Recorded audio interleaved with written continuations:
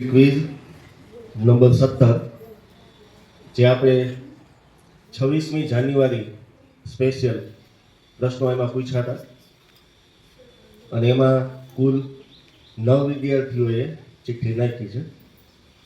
એમાંથી 4 વિદ્યાર્થીઓના સાચા જવાબ છે. બાકીના જે 5 વિદ્યાર્થીઓ છે એમનો એક સવાલ ખોટો છે.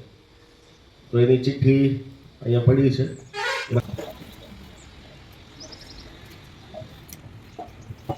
ચિઠ્ઠી ઉપાડી છે.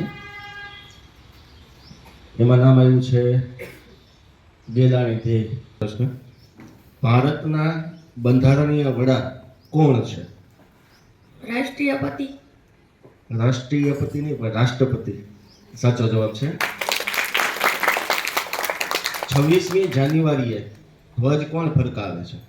ભારતના રાષ્ટ્રપતિ. ભારતના રાષ્ટ્રપતિ સાચો જવાબ છે.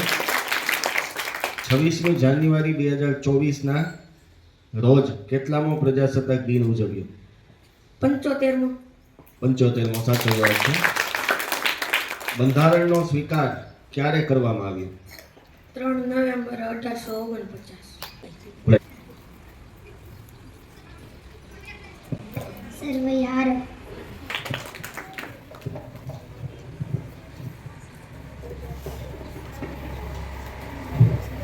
હાલો ફરીથી પ્રશ્ન પૂછીએ આપણે.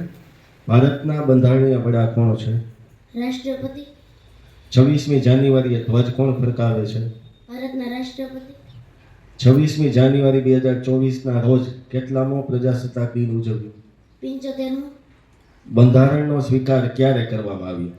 26 નવેમ્બર 1949.